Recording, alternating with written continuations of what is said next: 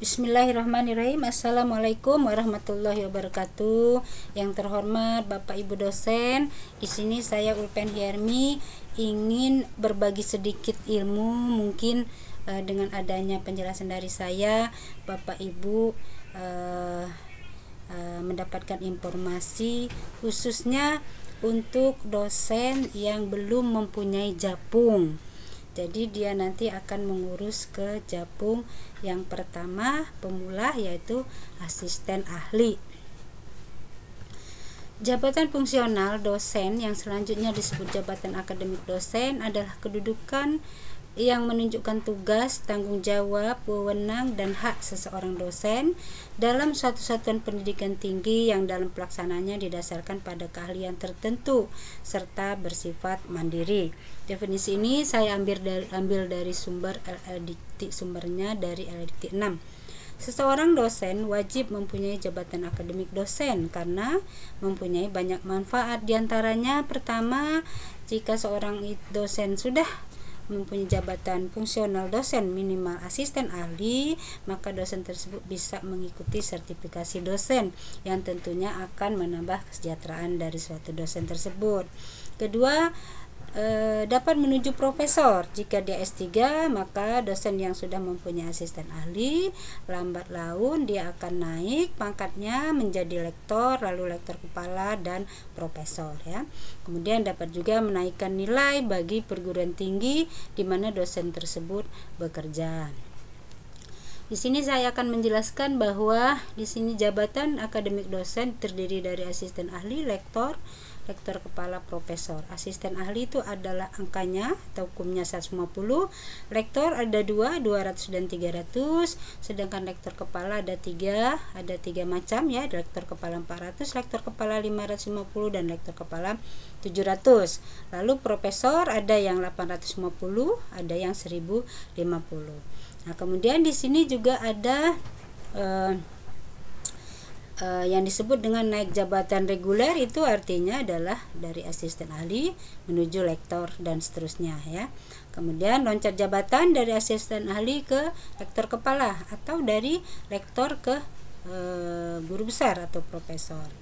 Ada juga yang dikatakan naik dalam pangkat dengan jabatan yang sama, misalnya lektor 200 ke lektor 300, lektor 400 ke 550 atau ke 700. Kemudian lektor kepala ya, dari 400 atau 550 atau 700. Lalu guru besar ya, dari atau profesor dari 850 ke 1050, itu disebut dengan naik pangkat dalam jabatan yang sama.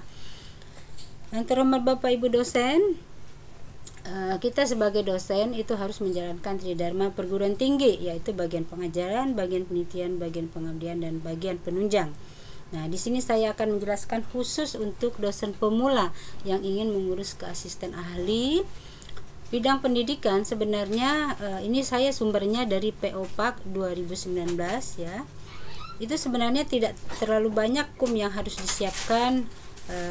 Mengajar itu minimal 1 tahun sudah mengajar, itu kum sudah terkumpul ya.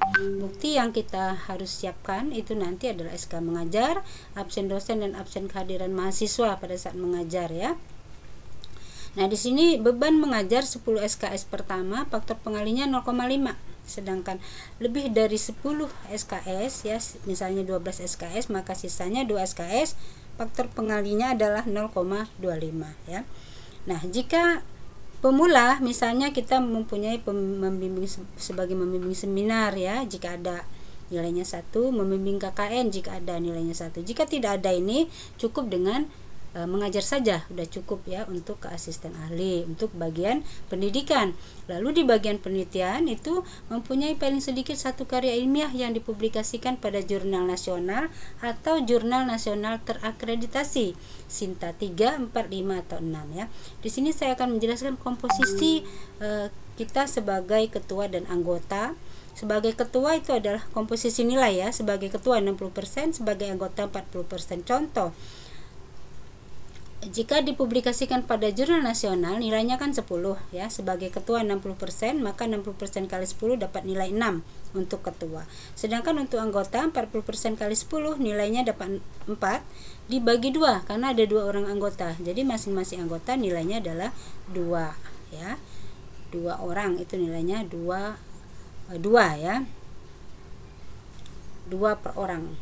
Nah, kemudian ini sumbernya dari PO PAK 2019 bahwa Jurnal Nasional Terakreditasi Sinta 1 dan 2 nilainya 25, Sinta 3 dan 4 20 ya, Sinta 5 dan 6 15. Nah, jurnal nasional yang tidak terakreditasi yang ada di kampus misalnya belum terakreditasi, dia nasional, itu nilainya adalah 10 ya. Nah, kemudian si dosen tadi juga harus menyiapkan kegiatan pengabdian. Cukup satu saja ya, kegiatan pengabdian yang dia siapkan, kegiatan pengabdian kepada masyarakat. Buktinya harus dilampirkan surat tugas dari ketua LPPM dan laporan kegiatannya. Lalu bagian penunjang juga sama ya, dia harus menyiapkan si dosen tersebut atau mengikuti seminar-seminar ilmiah ya. Nanti kalau kita mengikuti seminar itu ada sertifikat kepanitiaan dalam suatu kegiatan, baik itu kegiatan dalam perguruan tinggi maupun dalam pemerintahan. Nilai seminar sebagai peserta 1, sebagai narasumber 2, kepanitiaan sebagai ketua panitia 2, sebagai anggota nilainya 1. Nah, lalu di sini ada persyaratan ya. Di samping tadi kita juga harus menyiapkan persyaratan. Karena saya di bawah naungan LL Dikti 4, maka saya ngambil persyaratannya di link ini ya. Nanti Bapak Ibu bisa klik link ini, maka di sini nanti akan terdapat persyaratannya ini 1 sampai 11 ya. Surat pengantar, SK pengangkatan dosen tetap ya, ijazah, daftar PAK ya, Dupak. Ini pernyataan melaksana pendidikan bidang A, bidang B, bidang C ya, bidang D. Nah, kemudian ada berita acara. Di sini formatnya sudah ditentukan. Nanti Bapak Ibu dosen bisa lihat format ini ya. Tinggal diklik di link yang tadi. Lalu DP3 juga sama ada. Nah, lalu Bapak Ibu dosen yang sebagai pemula asisten ahli juga harus mempunyai sertifikat pekerti ya untuk pengajuan ke asisten ahli. Nah, jika dokumennya sudah siap disiapkan, maka untuk perguruan tingginya di bawah naungan LL Dikti 4 silahkan diupload di link ini ya. Nah, demikianlah penjelasan dari saya. Jika nanti jika bermanfaat ya, silahkan di subscribe, like and share.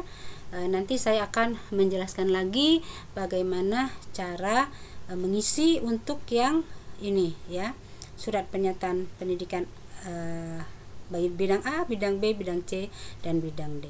Demikianlah Bapak Ibu dosen, semoga informasi ini sangat bermanfaat bagi Bapak Ibu dosen.